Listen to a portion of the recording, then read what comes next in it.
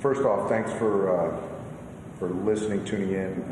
This is a unique situation for all of us, and with what's going on in our country, the recent happenings in Wisconsin, players, coaches came together, Dodgers, Giants, and feeling that to play tonight, to not play tonight, allowing us to use our platform, to use our voices, and to let the world know, the country know how sad, how frustrating, angered we all are. That looking at the world, the way the country is right now, people are being treated this way, people of color, and these conversations need to be had. And we open it up to questions for all of us, but we all feel aligned. Clayton, myself, Kenley, and everyone in that clubhouse. First questions from Alana Rizzo. Go ahead, Alana. Amen. Guys, thanks for taking the time to be with us in this moment.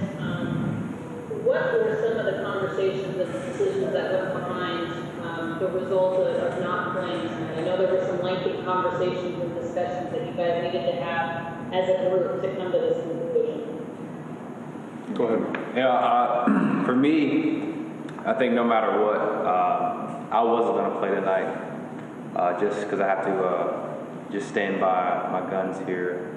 Like Doc said, there's a lot going on in the world, and change needs to be made.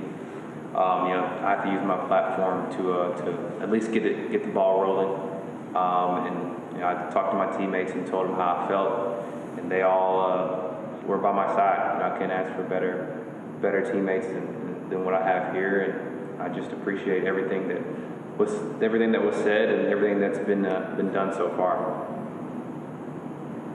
Clayton, for you personally, I know that this is something that you have been very vocal about, supporting your teammates, uplifting your teammates, talking about these conversations that are difficult to have sometimes. What went behind your thought process today in being here right now? Well, I think more than anything, as a teammate of Mookie's, as a member of this team with Doc and George and Trav and Kenley and all these guys, as a white player on this team, is how can we show support? What's something tangible that we can do to help our black brothers on this team? And once Mookie said that he wasn't going to play, that really started our conversation as a team as what we can do to support that. And we felt the best thing to do was to support that and not playing with him. And Mookie was great about saying, if you guys want to play, I support that. And but we made a collective group decision to not play tonight, and to let our voices be heard for standing up for what we believe is right. And that's what it comes down to. We just wanted to do the right thing as a team, and I think the first step in that was by not playing tonight. You mentioned doing the right thing and standing up for one another. Kenley, what are you hoping that this moment of solidarity with all of your teammates, what do you hope that this accomplishes, and what statement as a collective are you guys trying to put out there about you guys and about the Dodgers? Well, the hope that we have is just, the world can come together as one piece, and love your neighbor, love everybody. All these, things that's happening as people as color, these stuff need to stop, need to stop. And, what we like about, speaking for our guys and as a group, in the locker room, they all get it. We all get it. It's gonna be. It needs to be a change, and from seeing all the other guys, getting the message and support, the black community to just, this need to stop. We want to be loved in this country too, and. This is a beautiful country, man. I'm speaking from being, a guy from Kershaw and always watching America. This is a beautiful country, man. And I just feel like, it's time now to have a change, because, all eyes is in this world is on America, we just want to see that change, just make that statement here. And so the peace and loving can come. And hopefully the whole world can come together as well. You're in a unique position as an African-American man, as a first African-American manager in this organization, but also as a leader of men of all different races and creeds and colors and everything. How does a manager navigate in this situation, and how did you lead your team to be standing there with 3 of your superstars right now? I think it's just letting them drive it. I think it's certainly about me, it's personal to me. When I knew my cousin got shot and killed, my father, who was one of the first black man in his high school and got many fights and threats. But I think as far as the meeting, it was just more of getting everyone together and sharing our thoughts. And like Mookie said, or Clayton said, everyone was given the right to whatever thought, idea they had. But collectively, ultimately, we came to the consensus that we shouldn't play today. And so I think that, to your earlier question, it's more of us kind of coming together as a group, the entire Dodger fan base, which has such great bandwidth to have these conversations, that we're baseball players. We love to play baseball. These guys are great at playing baseball, but it's, we talk a lot about the game's bigger than all of us, and no bigger issue than right now what's going on. It's not a political issue. I understand the election is coming up, but this is a human being issue, and we all need to be treated the same way. And a black man being shot 7 times in the back, we need to be better. That just can't happen. According to multiple media reports, Nomar, we are seeing that the Dodgers game with the Giants will be canceled. And this is all after what happened earlier today. It started with the Milwaukee Bucks earlier this afternoon when they protested and they boycotted their playoff game against the Orlando Magic. And then that led to the NBA postponing all 3 playoff games today. And then we've seen the Milwaukee Brewers, the Cincinnati Reds, they postponed their game, decided not to play. We've also heard that the Padres and the Mariners are not going to play their game tonight as well. We are seeing unprecedented things happening all across this country and in Major League sports. Yeah, we are. And it's been long overdue, and I'm sure a lot of people would feel that way. And it's a statement, and that's just what it is at the present time. It's an amazing statement. It's the way these athletes have come together. I applaud them.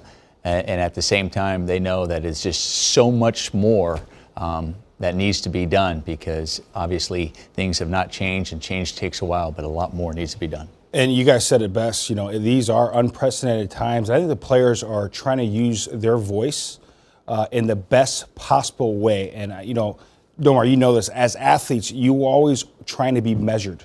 I think the athletes from the NBA, Major League Baseball are trying to do the very best job they can to make sure that their voices are not only heard, but change can actually come from those voices.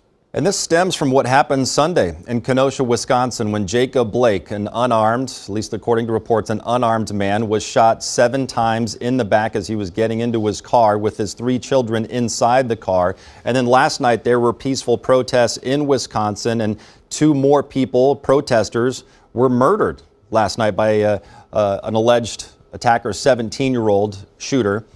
And so here we are today, Jerry. We've seen professional athletes across the board, basketball, football, Major League Baseball, and you can hear the pain in their voices when they are talking about this. And to me, that's what really resonated with me this afternoon, is seeing all of these people talking and to hear the pain in their voice. And it's not just what happened a few days ago. It's not just what happened a couple months ago, a couple years ago. This has been going on for decades, really a couple centuries in this country, of people of color, black people being oppressed in this country. I think that's why these players feel like, you know what, we have to take a stand right now. If not now, then when? I think that's what they feel. And they're taking a stand here, and they're using this type of platform to the best of their ability. I keep thinking of the word courage, and exactly what that means. Courage is, overcoming fears, whatever that fear is, fear to failure. They talk about courage when you go out there and you're playing a professional sport. I think about, it was 4 years ago today when Colin Kaepernick was making a statement, and that courage that it took for him to do that, to also not know what the consequences. And now the courage that these athletes are taking now, it does take courage to make this type of statement. But to me, the saddest part is really that it's unfortunate in this country that A black person has to have courage every day. Real courage to get out of his house. Every day that takes courage.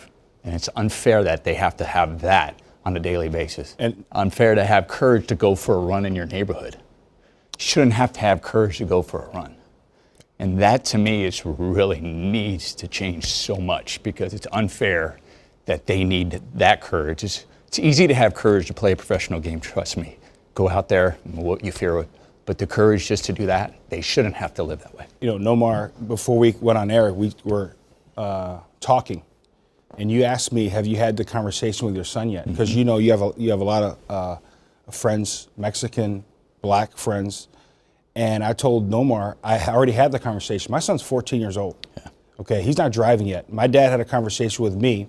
My dad's a black man from Birmingham, Alabama. He was the first black person in his high school. And my father had a conversation with me at 16 years of age. Hey, when you're driving the car, you get pulled over by a police officer, you have to show your hands. Yes, sir. No, sir. You diffuse the situation. And we started to talk, and I started to think, I'm like, do white people, and I hate to say it like that, do white people have that conversation with their sons or daughters? And I had to have that conversation with my son, Jackson. We live in Scottsdale, Arizona. Okay, it's a great community, but I, as a father, think about that. Man, when Jackson starts driving in a couple years, what happens when he gets pulled over? And that's what's going on in the minds of all these athletes across sports. It's not just us athletes. It's what's happening to their sons or their cousins, their relatives, their friends, whether in Chicago, New York, Miami, wherever they're at. If they get pulled over, is that going to be the time? Okay, and again, I have friends that are police officers. I have relatives that are police officers, okay? They're great police officers, they're great people. But it's obviously some have taken advantage of that and it's caused some pain.